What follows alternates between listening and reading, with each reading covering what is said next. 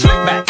No, slick back. That's what I said. Slick back. No, nigga, I'm a pimp named Slick back. Pimp named Slick back. Pimp named Slick back. Nigga, are you deaf? I'm a pimp named Slick.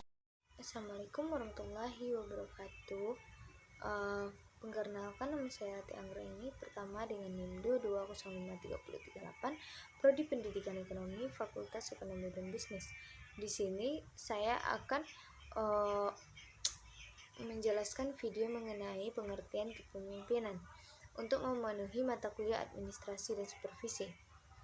Pengertian dapat didefinisikan sebagai proses memenuhi atau memotivasi dan mengarahkan orang lain untuk mencapai tujuan bersama. Kepemimpinan yang efektif mampu membangun tim yang kohesif, menerapkan visi yang jelas, dan menginspirasi orang lain untuk bekerja keras demi mencapai tujuan tersebut. Jenis dan gaya kepemimpinan. Ada banyak kepemimpinan yang berbeda, masing-masing dengan kelebihan dan kekurangannya. Berikut adalah beberapa gaya kepemimpinan yang umumnya ditemui. Yang pertama, otoriter. Kepemimpinan membuat suatu keputusan dan mengharapkan bawahan untuk mengikuti instruktur tanpa pertanyaan. 2. Demokratis. Pemimpin melibatkan bawahan dalam mengambil keputusan dan mendorong partisipasi mereka. Yang ketiga, partisipasi. Kepemimpinan membuat keputusan akhir, tapi konsultasi dengan bawahan mendapatkan masukan. Transformation. Kepemimpinan menginspirasi dan memotivasi bawahan untuk mencapai tujuan bersama. Yang keempat, transaksional. Kepemimpinan memberikan penghargaan dan hukum berdasarkan kinerja bawahannya. Yang kelima, karismatik. Kepemimpinan memiliki kepribadian yang kuat dan mampu menginspirasi kesetiaan dan pengabdian. Pelayanan.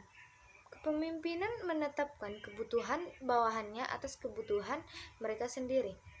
Adakah gaya pemimpin yang terbaik? Kepemimpinan yang terbaik? Tidak ada gaya kepemimpinan yang terbaik yang universal. Gaya kepemimpinan yang paling efektif akan tergantung pada situasi, termasuk ukuran dan budaya organisasi. Sifat tugas yang harus diselesaikan, karakteristik para bawahan.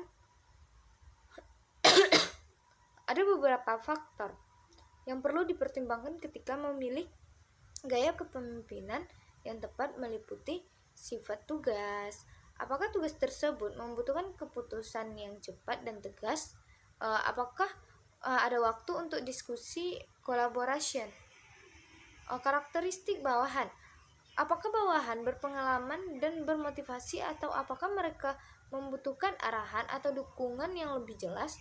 Budaya organisasi. Apakah organisasi mendukung pengambilan keputusan yang otonom, atau apakah keputusan harus dibuat melalui konsensus?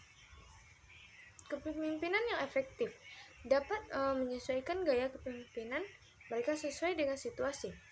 Mereka dapat menggunakan pendekatan yang lebih otoriter ketika diperlukan, dan pendekatan yang lebih demokratis ketika ada waktu dan ruang untuk diskusi.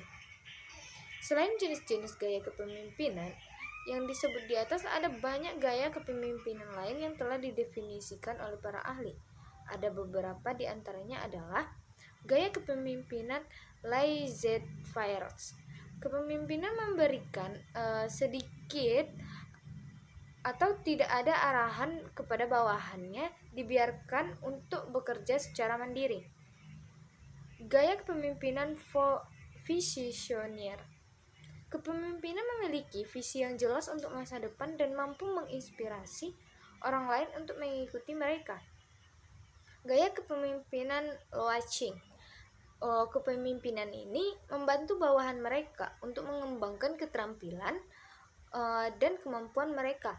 Gaya kepemimpinan afiliatif.